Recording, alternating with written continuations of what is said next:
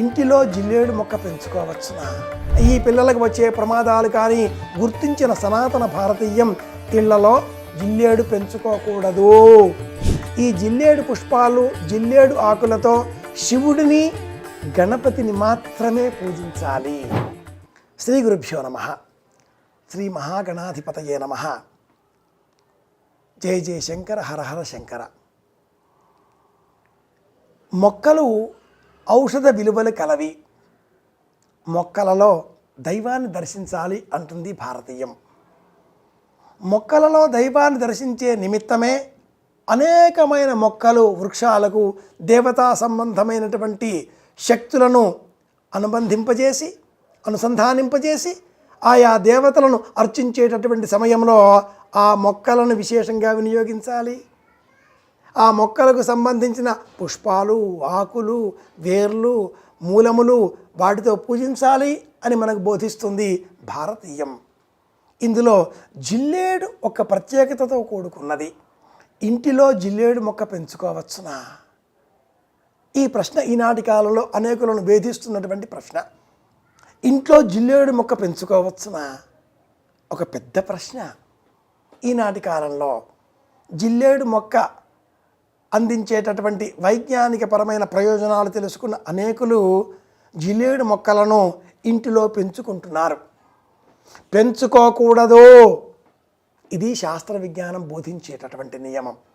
కొన్ని ప్రాంతాలలో, ముఖ్యంగా రాయలసీమ, గుంటూరు, కోస్తా ఈ ప్రాంతాలలో ఎవరినైనా మనం దూషించవలసి వస్తే అందులో ఒక భాగంగా మీ ఇంటిలో జిల్లేళ్ళు మొలవాలి అనే ఒక పదప్రయోగాన్ని సూచించేటటువంటి వారు.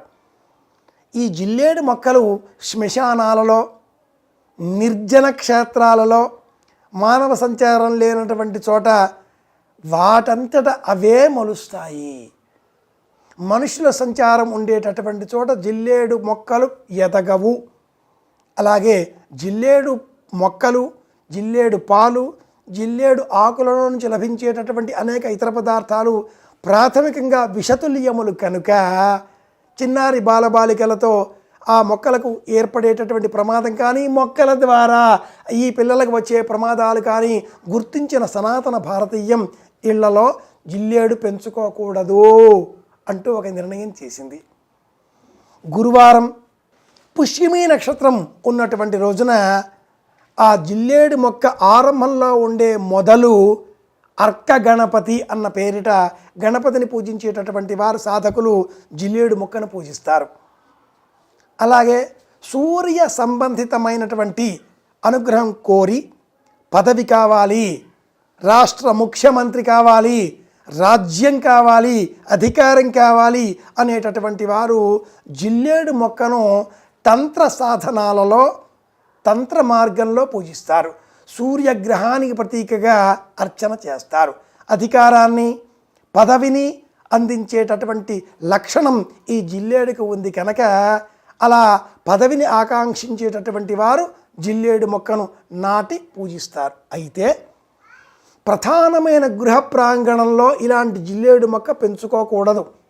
ఎకరాలకి ఎకరాల స్థలం ఉంది, చాలా పెద్ద స్థలం, ఇంటి నిర్మాణం, ఇంటికి చాలా దూరంలో ఈ మొక్క పెంచుకోవచ్చు. అలాంటి వారు మొక్క పెంచితే తప్పక పదవి లభిస్తుంది.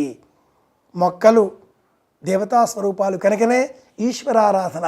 మారేడు మొక్క, సాయిబాబాను అర్చించేటటువంటి వారు వేప మొక్క, సదా నింబవృక్షస్య మూలాధివాసం, గణపతిని పూజించేటటువంటి వారు గరిక, వెంకటేశ్వర స్వామి పూజించేటటువంటి వారు చింత చెట్టు, దత్తాత్రేయుడిని పూజించేటటువంటి వారు మేడి చెట్టు.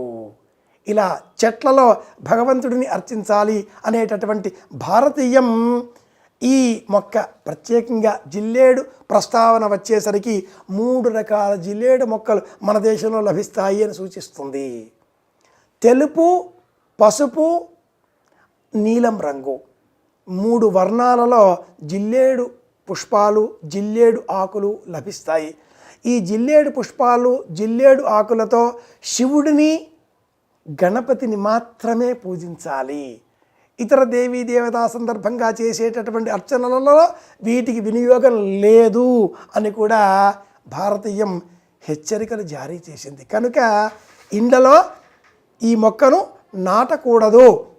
పదవి కావాలి, ప్రధానమంత్రి కావాలి, ముఖ్యమంత్రి కావాలి, లేదా రాష్ట్రాలకు అధినాయకత్వం వహించాలి, పెద్ద కంపెనీ స్థాపించాలి, ఇలాంటి నాయకత్వ లిల్లీష ఆకాంక్ష కలవారు, దేశ ప్రేమ కలవారు, ప్రపంచానికి మేలు చేయాలి అనే నాయకత్వ ఆకాంక్షలు కలవారు ఈ మొక్కలను గృహానికి చాలా దూరంలో పెంచుకోవచ్చు అని కూడా భారతీయం తెలియజేస్తుంది.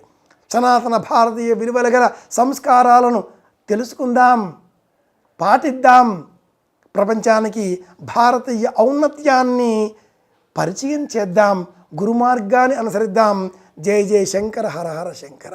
శుభమస్తు.